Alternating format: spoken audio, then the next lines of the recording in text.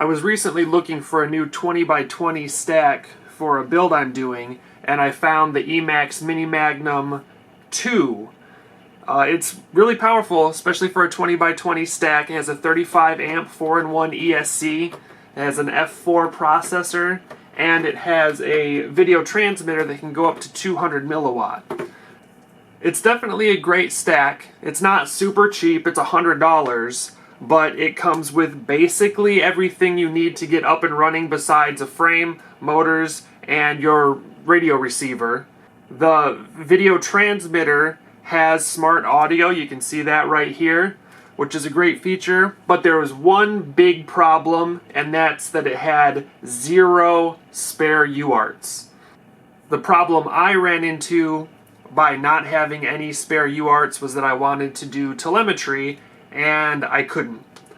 On some forums, I found 2 workarounds. One of them, somebody soldered to one of the pins directly coming off of the F4 processor, which that's beyond my skill set. I'm okay at soldering, but I'm not that good at soldering.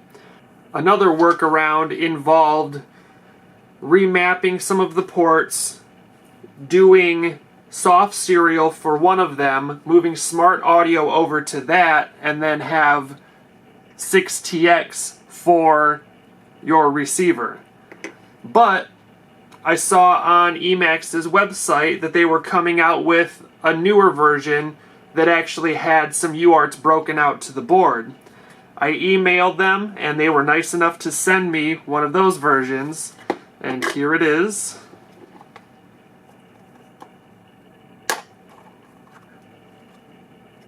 So when it comes, it's the whole stack put together, all like that, all 3 boards, the 4-in-1 ESC, the flight controller, and the video transmitter.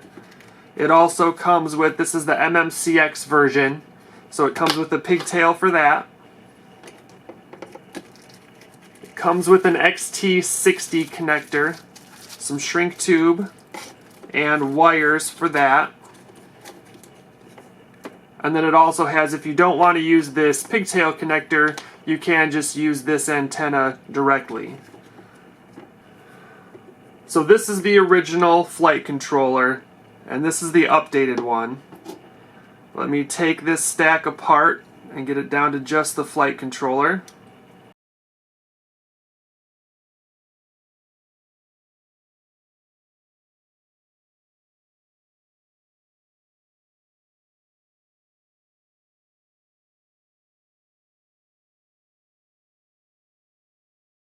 So these are the 2 flight controllers side by side. On the right is the Mini Magnum V2, and on the left is the Mini Magnum v2.5, they're calling it.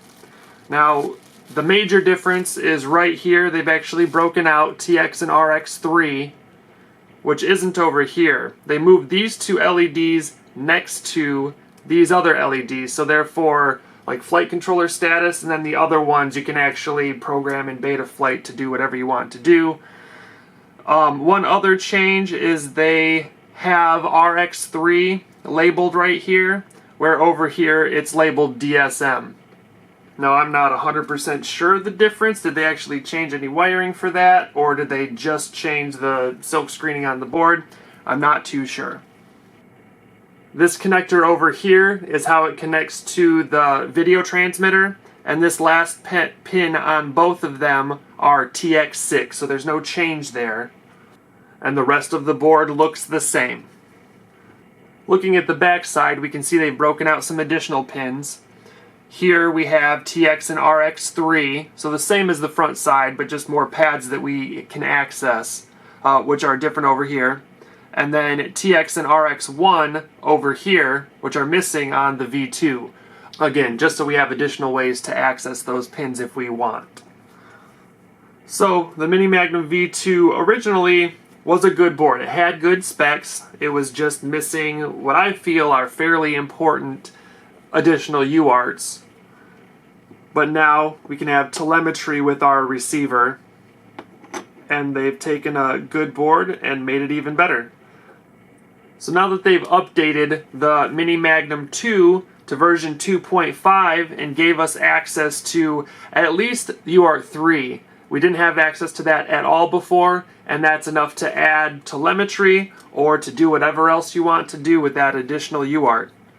So this combo of 35 amp ESC, F4 flight controller, and up to 200 milliwatt VTX, it's a light package. It's not terribly expensive at right around $100, and I'm excited to get it put in my quad.